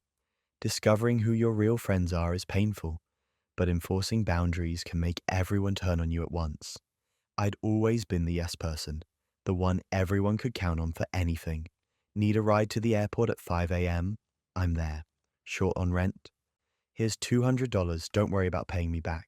Want to host a party but don't want to clean your own place? My apartment is available. I was reliable, dependable, always willing to help. And I thought that made me a good friend. Then I started therapy. Not for any major crisis, just general life stuff, feeling burned out and stretched thin and not really understanding why. My therapist asked me to describe a typical week, and as I talked through all my commitments and favors and obligations, she stopped me. She asked how much of what I was doing was actually what I wanted to do versus what other people expected of me. I didn't have an answer. We started talking about boundaries. The concept was almost foreign to me. I'd spent so long defining my worth by how useful I was to others that the idea of saying no felt selfish. My therapist asked me why saying no to things that drained me was selfish, but other people constantly asking me for things wasn't. Again, I didn't have an answer. So I started practicing. Small things at first, When someone asked me to pick them up from somewhere out of my way, I said no, I have plans. When a friend wanted to borrow money for the third time without paying back the first two loans, I said no, I can't afford it right now. When people assumed I'd host the next gathering, I said no, I need rest this weekend. Simple, direct, honest boundaries. The reactions were immediate and intense. People acted like I'd personally betrayed them. I was called selfish for not wanting to drive 40 minutes out of my way to pick someone up when they had other options. I was called stuck up for not lending money I couldn't afford to lose. I was told I'd changed, that I wasn't the same person anymore, that success or therapy or whatever had gone to my head. The passive aggression started rolling in. People would make plans in the group chat and pointedly not invite me. When I'd ask about it, they'd say, "Oh, we didn't think you'd want to come since you're so busy now." Friends I'd known for years started posting vague social media statuses about fake friends who change when they get a little money or a little success, about people who forget where they came from, about how disappointing it is when someone shows their true colors. I tried to explain, tried to say that having boundaries didn't mean I didn't care, that I just needed to take care of myself too. But every explanation was met with more accusations. I was being defensive. I was making excuses. The old me would never have acted like this. They missed the real me, the one who was always there for people. What they meant was they missed the version of me they could use without pushback. Things went from bad to unhinged when I stopped hosting. I'd been the default gathering spot for years, every weekend, every holiday, every random Tuesday when someone wanted to hang out. My apartment, my food, my cleanup. I was exhausted, so when someone suggested we all get together that weekend, I said someone else should host. The group chat went silent, then someone said, "Forget it, we just won't do anything then." Like the only possible venue was my place, and if I wasn't offering it up, the entire plan should be cancelled. I suggested alternatives, other people's places, public spaces, restaurants. Every suggestion was shot down with excuses, too small, too far, too expensive. What they meant was they didn't want to put in effort or spend money. They wanted me to provide everything like I always had, and my refusal to do that was ruining everything. People stopped inviting me to things entirely. I'd find out through social media that the whole group had gotten together without me. When I asked about it, I'd get half-hearted excuses. "We thought you were busy. We didn't think this was your scene. We figured you'd say no anyway." The exclusion was deliberate and designed to punish me for having boundaries. Within a few months, I'd lost almost my entire social circle. People I'd considered close friends for years just vanished from my life. Some ghosted outright. Some sent final messages about how disappointed they were in who I'd become. Some just slowly stopped responding until the friendship faded into nothing. It was devastating. I felt completely alone. But then something shifted. As the grief of losing those friendships started to fade, I realized something. None of those people had ever actually been my friends. They were users. They valued me for what I could provide, not for who I was. The moment I stopped being useful, they discarded me. There was no loyalty, no genuine care, no real connection, just a transactional relationship where I gave and they took. I started building new relationships, slowly, carefully, with people who respected boundaries from the start. I met someone at a coffee shop who invited me to a book club. I reconnected with an old coworker who'd moved back to the area. I joined a volunteer organization where people contributed equally instead of expecting one person to carry everything. These new connections were different. When I said no to something, people respected it. When I needed help, people offered without keeping score. When we spent time together, it was because we enjoyed each other's company, not because someone needed something. My social circle is smaller now, way smaller. But it's genuine. These people know me, the real me, not the version that exists to serve their needs. We support each other instead of one person doing all the supporting. We have actual conversations instead of me just listening to everyone else's problems. We make plans that work for everyone instead of defaulting to whatever's most convenient for the group. Looking back, setting boundaries didn't cost me my friends. It revealed I never actually had them in the first place. What I had was a group of people who benefited from my inability to say no, and the moment that changed, they showed exactly how little I meant to them beyond my utility. The hardest part was accepting that all those years of friendship, all those memories and experiences, were built on an unequal foundation. I'd been pouring everything into relationships with people who saw me as a resource, not a person. And when I finally started valuing myself enough to stop, they couldn't handle it. I don't regret setting boundaries, not even a little. Yes, it was lonely at first. Yes, it hurt to lose people I'd cared about. But staying in those relationships would have meant continuing to sacrifice my own well being for people who wouldn't have done the same for me. And that's not friendship. That's just slow self destruction with a social component. Now, when I say yes to something, it's because I genuinely want to, not because I'm afraid of what will happen if I say no. And when I say no, I don't feel guilty. I feel empowered because I've learned that people who truly care about you will respect your boundaries, and people who don't respect your boundaries don't truly care about you.